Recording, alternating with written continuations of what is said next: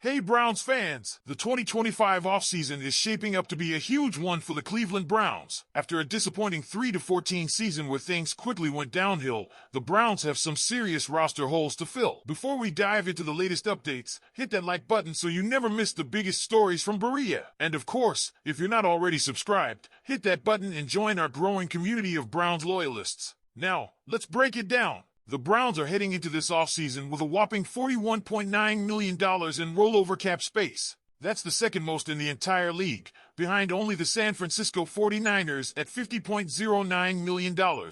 So what does this mean for the Browns' future? Let's talk about it. This salary cap flexibility could be a game changer for GM Andrew Berry, who, despite facing criticism for some draft picks and free agent moves, has undeniably excelled at managing the financial side of the franchise. This extra cap space comes in large part from restructuring Deshaun Watson's massive contract, which has created some financial breathing room despite his ongoing injury struggles. Let's be real, this team needs help, lots of help. After a promising playoff run in 2023, the 2024 season started out rough and never recovered. From an embarrassing Week 1 loss to Dallas to a brutal string of losses against the likes of the Raiders and Giants, it was a year to forget.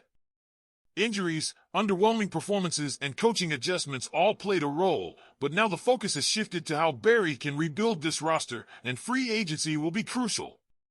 With this cap space, Cleveland has the opportunity to make a big splash in free agency. Whether it's bolstering the offensive line, finding a reliable veteran quarterback, or adding depth at linebacker and in the secondary, there are plenty of areas that need immediate attention. But here's the thing, top-tier talent doesn't come cheap. The Browns will need to be aggressive but smart, balancing long-term flexibility with short-term needs to avoid another disappointing season. The strategy here will likely involve restructuring contracts other than Watson's.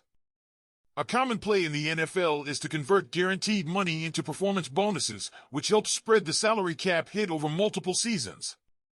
Expect Berry to explore these options with other key players to create even more cap flexibility before free agency opens on March 10th. Now, before you get too excited, here's a twist. Despite the extension, the Browns are currently projected to be more than $20 million over the 2025 salary cap. Yep, that's right. That number could change dramatically, however, depending on how the team handles Watson's contract going forward.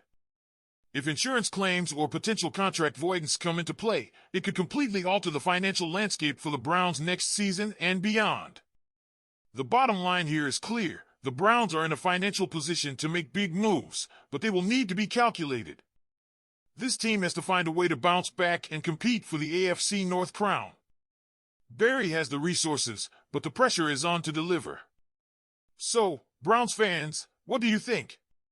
Should Cleveland go all in during free agency or focus on building through the draft? Is this the year we finally see the roster depth we need? Big changes are happening in Berea. The Browns have officially promoted Tommy Rees to offensive coordinator. Rees, who was previously the tight ends coach, joined Cleveland after stints as OC with Notre Dame and Alabama. He quickly became a respected figure within the organization, and after Ken Dorsey was fired, it was clear that Rees was the front-runner for the job.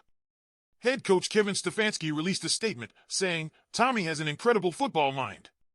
He is extremely bright and has been around the game his entire life. Prior to joining our staff, he established himself as one of the top assistant coaches in college football. Last season, he transitioned into our tight ends room and with our passing game, and he hasn't missed a beat." Now, the big question, can Rees help turn things around for the Browns offense? The team has shown flashes of a top 10 unit but has been plagued by inconsistency. It's unclear whether Stefanski or Rees will make plays in 2025, but what is clear is that the Browns need a spark on offense. And speaking of big decisions, let's talk quarterbacks.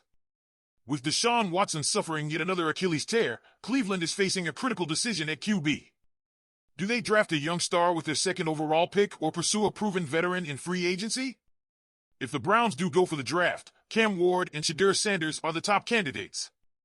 But rumors suggest Sanders may not be interested in coming to Cleveland, putting the Browns in a tough spot. That opens the door for a lot of buzz in free agency, and guess who's being linked to the Browns? Aaron Rodgers. Yes, you heard that right. Veteran QB Aaron Rodgers has emerged as a serious candidate to land in Cleveland.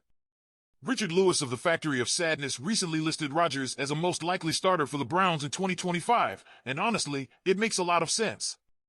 Rodgers, despite being 41 years old, posted solid numbers with the Jets last season: 3,897 passing yards, 28 touchdowns, and 11 interceptions in 17 games. While he's not the MVP caliber player he once was, his veteran presence could be just what the Browns need to stabilize the position while they develop a long-term plan. However, for that move to happen, Rodgers would need to part ways with the Jets, something analysts think could be a real possibility. The bottom line? The Browns face a pivotal offseason. Whether it's Rodgers as a stopgap, or rookie QB at number 2, or another surprise move, this decision will shape the direction of the franchise for years to come. But one thing is for sure, Cleveland can't afford another losing season. So what do you think, Browns fans? Should the team take a chance on Rodgers for a year or go all in on the draft? Leave your thoughts in the comments below. We want to hear from you. The Browns have the number 2 pick in the upcoming NFL draft, and rumors are swirling about the quarterback situation. Will it be Cam Ward or Shedeur Sanders? The Tennessee Titans have the number 1 pick, and if they lean toward Ward, Sanders could be available to Cleveland. But there's a twist, and it involves Deion Sanders himself. Coach Prime recently made headlines with a bold statement on the Tamron Hall show, suggesting he may prevent certain teams from drafting his son. His exact words? "There are some teams I won't let him play for. I'm not going to do that." Now, the question we have to ask, is Cleveland one of those teams? The Browns' track record with developing quarterbacks hasn't been great, and Deion's protective stance could mean Shedeur may not even consider a move to the Browns. If that's the case, could Andrew Berry move to a non-QB option with the number 2 pick? It's definitely something to watch as draft day approaches. But that's not the only headline coming out of Cleveland. Let's talk about the stadium drama heating up. The city of Cleveland just filed a lawsuit to stop the Browns from moving their home games from downtown to Brook Park, a suburb about 20 miles away. Cleveland officials are using the model ordinance, which basically says that if a team plays in a taxpayer-funded stadium, they have to give 6 months' notice before moving. It also requires giving the city or local investors a chance to buy the team. But here's where it gets confusing. Team ownership can technically reject any offer to buy the team, making the ordinance difficult to enforce. Mark Griffin, Cleveland's legal director, countered, saying, "If you take taxpayer money, you have an obligation to the community that made that investment possible."